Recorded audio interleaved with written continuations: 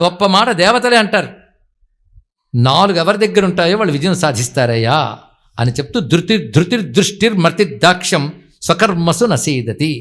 అందుకే రామాయణ భారతాలు తీసుకుంటే personality development కోర్సులు చేయవచ్చని అనేక మంది పెద్దలు చెప్పారు, చెప్తూనే ఉంటారు. ధృతి, దృష్టి, మతి, దాక్ష్యం ఈ 4 ఉన్నవాడు ఏ పనినైనా సాధించి తీరతాడు, విఫలం అనేది వాడికి ఉండదు అన్నారు. ఈ 4 మొదటిది ధృతి. ధృతి అంటే ప్రారంభించిన తర్వాత పని సాధించే వరకు నిలుకడగా ఉండగలగాలి, మధ్యలో జారిపోకూడదు. ఆరంభించరు నీచ మానవులు విఘ్నాయ సంత్రస్తులే ఉంది కదా, అందుకు చివరి వరకు వెళ్ళగలగాలి. నిలుకడ, ధృతి అంటే నిలుకడ. రెండవది దృష్టి.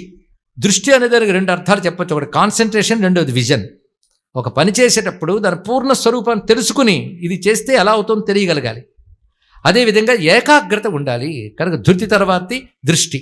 మూడవది ఆ పనికి సంబంధించి జ్ఞానం కలిగి ఉండాలి. ఊరికన బయలుదేరేడు అంటే బయలుదేరిపోవడం కాకుండా దాని పట్ల సంపూర్ణమైన అవగాహన కలిగి ఉండాలి. అంతేకాదు పని చేసేటప్పుడు మన అనుకోని సమస్యలు వస్తే ఎలా పరిష్కరించాలని తెలివి ఉండాలి. ఇదంతా కలిపి మతి అనో మాటలో చెప్పారు. ధృతి, దృష్టి, మతి. 3 తర్వాత చేయగలిగే సమర్థత ఉండాలి, దక్షత. అది దాక్ష్యం అన్నారు. ధృతిర్ దృష్టి మతి దాక్ష్యం. ఈ 4 ఉన్నవారు స్వకర్మసు నసేదతి, వాళ్ళ కర్మల్లో ఎప్పుడు విఫలము కారు. ఎంత గొప్ప పాఠం చెప్పారండి ఇక్కడ. అందుకే రామాయణం సర్వ మానవ జాతికి సర్వకాలాలలోనూ సర్వ విశ్వంలోనూ జ్ఞానం ఇవ్వగలిగిన మహాగ్రంథం. ఋషులిచ్చిన గ్రంథముల యొక్క మర్యాద ఆ విధంగా ఉంటుంది. ఇక్కడ అలా చెప్పి హనుమంతుడు బయలుదేరాడు అన్నారు. ఇక్కడ సరిగ్గా 3 విఘ్నాలు వచ్చాయి. ఈ 3 విఘ్నాలని దాటాడు.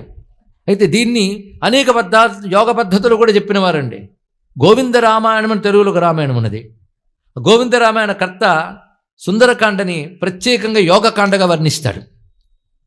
సరే, కొంచెం యోగంతో సంబంధం ఉన్నవాళ్ళు కొంతమందికి సుందరకాండలో సుందరీ విద్య కనబడిందని చెప్పాం కదా. సుందరీని చూడడానికి ఆ శోకవనంలోకి ప్రవేశించేటప్పుడు దాటవలసిన 3 ఉన్నాయన్నాడు. ఆ 3 ఇక్కడ బ్రహ్మగ్రంథి, విష్ణు గ్రంథి, రుద్రగ్రంథి అనే గ్రంథి భేదన విద్య ఇందులో దాగి ఉందని కొందరు అన్వయించారు. కొందరు ఏం చెప్పారంటే బ్రహ్మజ్ఞానం పొందాలంటే త్రిగుణాలు దాటాలి. త్రిగుణాలు ఇబ్బందికరమే. సత్వరజస్తమో గుణాలు కూడా ప్రపంచంతో బంధిస్తాయి. అందుకు ముందు వచ్చింది సత్వగుణం. సత్వగుణమే కదా, రా కూర్చో ఆతిథ్యం తీసుకున్నట్టు సత్వగుణమే. తర్వాత వచ్చింది వీలు లేదు ప్రవేశించని మొండికేసింది, అది రజోగుణం. తర్వాత స్పష్టంగా తెలుస్తోంది సింహిక, తమోగుణం.